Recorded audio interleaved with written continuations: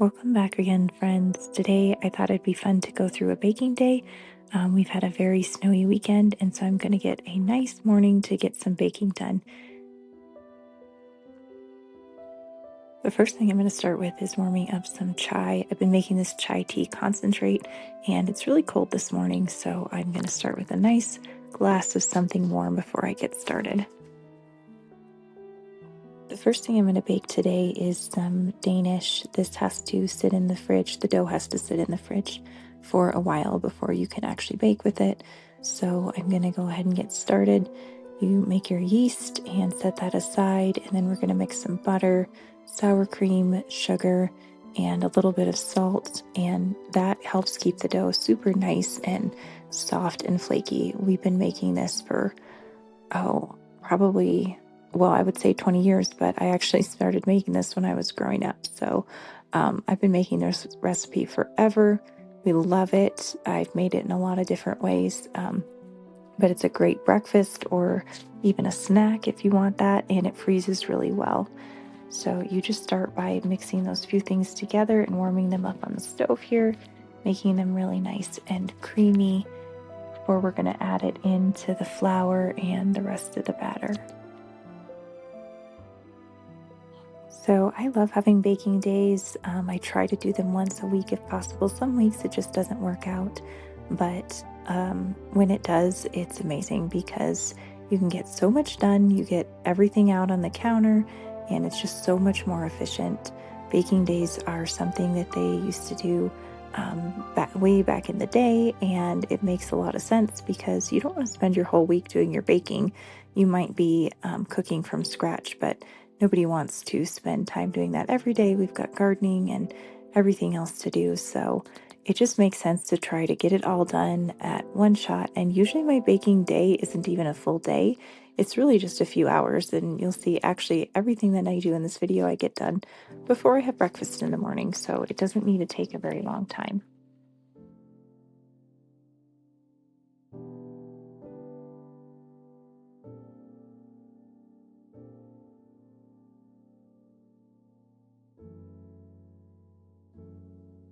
So I'm just going to get this dough finished because it needs to go sit in the fridge for a little while, and then I can basically work on everything else this morning while this dough is chilling out for a little bit.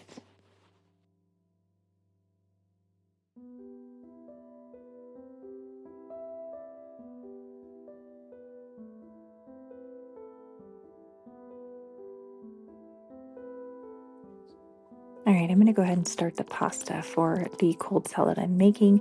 I get this pasta in bulk from Azure Standard, and I can leave a link to them in the description below. While the pasta's cooking, I'm going to go ahead and make the sauce that goes on the cold salad. I'm not really sure why I'm making this week, other than it was on my meal plan. Usually, this is something that we have in the summer as a nice cold lunch, but my kids really love this, and it's a great way to use up all kinds of random meat and veggies and cheese. And I have a bunch of that this week, so I'm going to go ahead and make up a nice big batch that we can have for several lunches.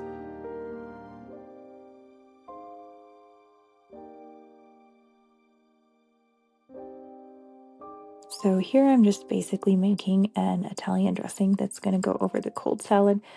So really, you can eat it right away, but it's really good when it sits on the salad for a while. So it's good to make this in advance, which makes it a great meal prep for your week. So I'm just putting together the dressing. I like to mix it in a jar because at the end here, you'll see that I just kind of shake it all together, and we'll finish cooking those noodles and then wait until they cool before I start adding in the rest of the cold salad veggies and meat.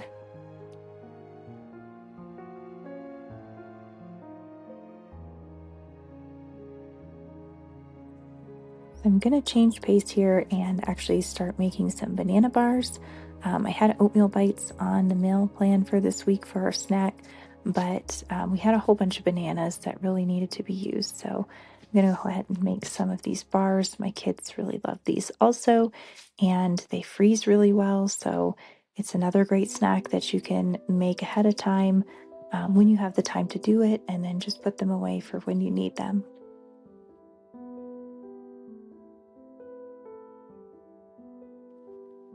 I used to keep a lot of packaged snacks on hand. It seems like we were always going places and we needed those. But now that we don't go as many places, this works just as well. Sorry about the little camera blurb there. Forgot to get that out. But this works just as well to make snacks ahead of time. Like I said, I really like stuff like this that I can just kind of stick in the freezer and we can pull out as needed. Of course, summer will change to more less baking snacks and more things like homemade popsicles. But for now, these home baked things are what my kids are loving for snacks.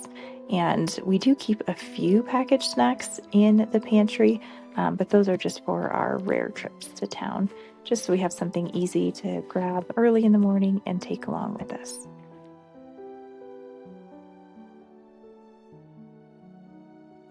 This little cordless mixer is actually something that I put in my little off-grid video of things that I can't live without. I love it. It doesn't need a cord. It can just be recharged. And it's a big help to me in the kitchen since I can't use tons of different appliances. But I love this little mixer. So I'll link that video above here so you can click over to see what off-grid appliances we really love here. So obviously this one tray of banana bars won't be enough snack for my kids for the entire week, but usually I plan two snacks and I'll show you when I show you my menu plan at the end of this video. Two seems to be pretty good. They can kind of go back and forth and grab what they want each day, but this will get us somewhere. All right, my noodles are done cooking and we're gonna go ahead and drain those and get those cooling off. Now I sent my husband down to the root cellar to grab some canned peas. My kids love these in cold salad, so I had to go get some, and you can see all of our snow and the dogs absolutely loving it. I just canned these peas up in a video that I posted last week, I think. So I'll link to that as well so you can check that out. These are canned frozen peas, super easy to do.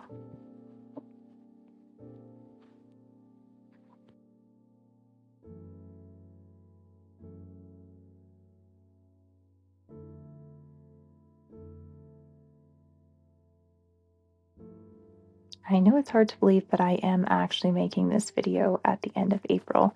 We had 10 inches of snow last night, so we have lots of moisture now to get our plants to grow. All right, I'm gonna chop up some frozen bell peppers to put in the cold salad. I got these in bulk for really cheap, and I went ahead and sliced them all and froze them so we can use them for all kinds of things just like this. And we really like peppers in the cold salad. That's one of my kids' favorite things in there. And then I also have some of these sun-dried tomatoes that I made last year. This is the very last bag. I have a link, or I will post a link to that tutorial in the description. That is one of our favorite things to do with cherry tomatoes every year. And we planted a lot this year, so I'm hoping to get some more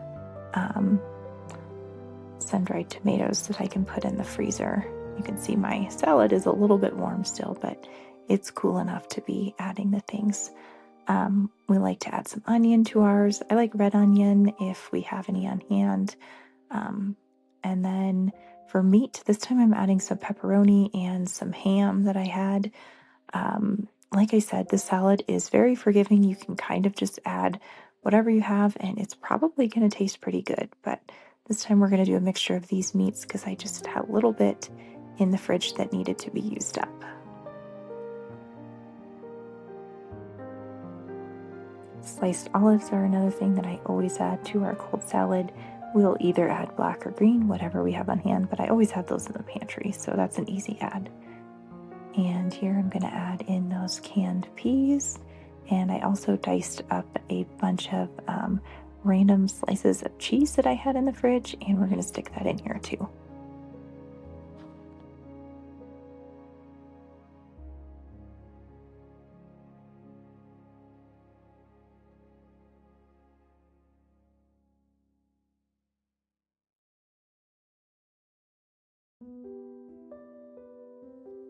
Finally, I'm going to put that Italian dressing over it and mix it over really well that I made earlier in this video.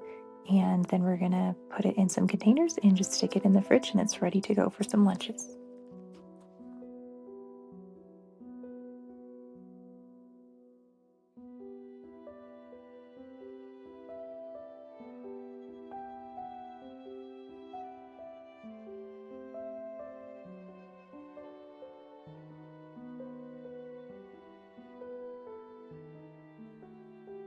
This will probably be enough to make about 3 lunches for the kids this week. I've got 2 other lunch things on the menu, so it is just the perfect amount.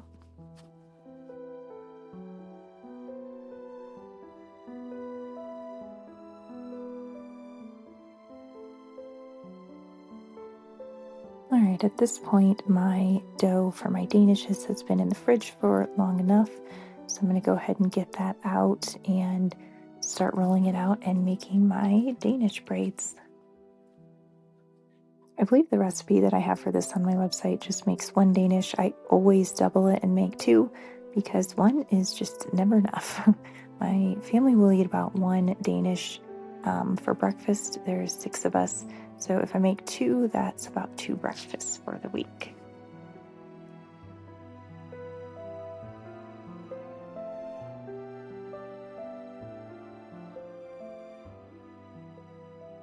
So the Danish braid looks really fancy and complicated, but it's really not. All you need to do is roll out your dough into a nice rectangle. That's all I'm doing here. And then I'm going to transfer it right onto the pan before I cut it. Otherwise, you'll have a really hard time putting your finished Danish on your baking pan.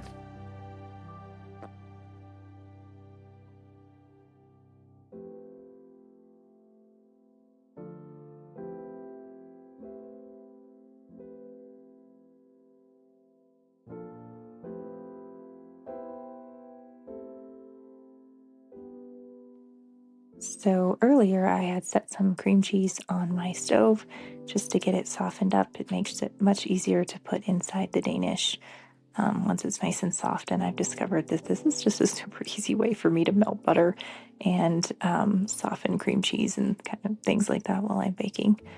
So you can just put cream cheese, and that's what I used to do. But lately, we've been really liking it with the cream cheese, and then I put some jelly on top of that, and it just kind of gives it a little bit of a fruity flavor. I believe the recipe on my site has you adding a little bit of sugar and vanilla to the cream cheese, which is great if that's all you're adding to the middle. But I don't add any of the sugar or anything else when I'm adding some jelly on top of it.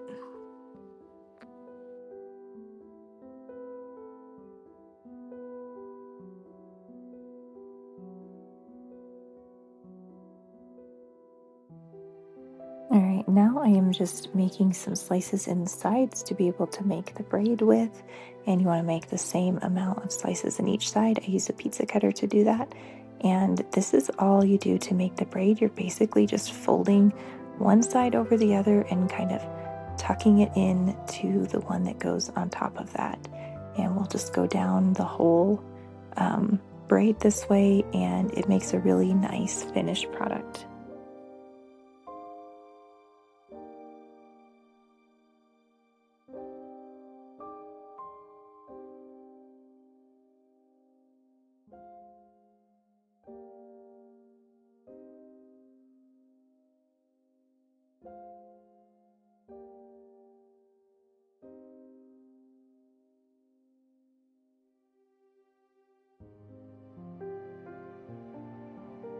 All right, then it's time just to stick them in the oven until they get nice and golden brown and they get really puffy. So definitely place them where they have some room to grow. Um, and then pull them out and let them cool off before you do anything else with them. Otherwise, you'll have some hot jelly on your hands.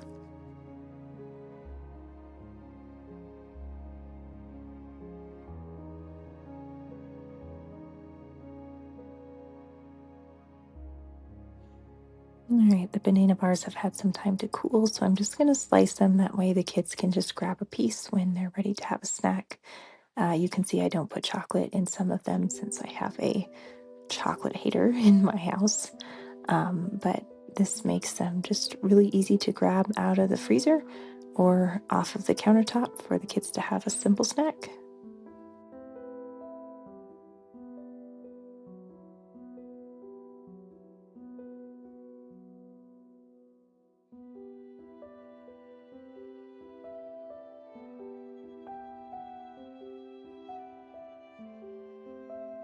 So lastly, today I'm going to make some sourdough tortillas, and those are actually to make some, instead of sandwiches, we're just going to have some little tortilla roll-ups this week for some lunches. I've been making this sourdough recipe for a little while. I used to just make plain tortillas, but my kids have been really liking this.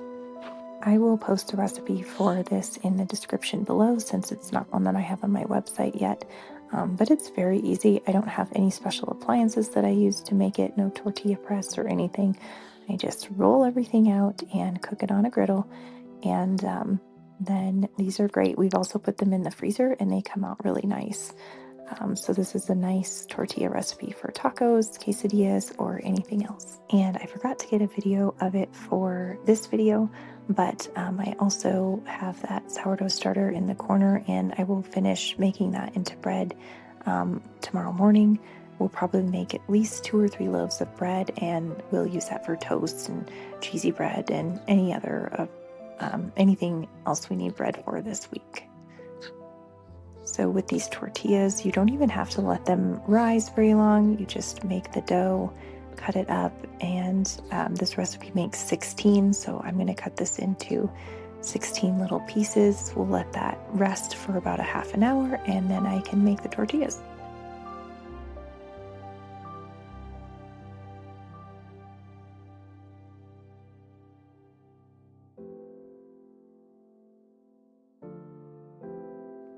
All right, so to make these tortillas, I'm just going to roll out the dough here with my little rolling pin and stick them right on the hot griddle. And they only need to cook on each side for a few seconds. So you'll flip them over and then take them off. If you cook them for longer, then they will get crispy. And we don't want that. We want really nice, soft tortillas. So that's really all there is to it. This is super simple.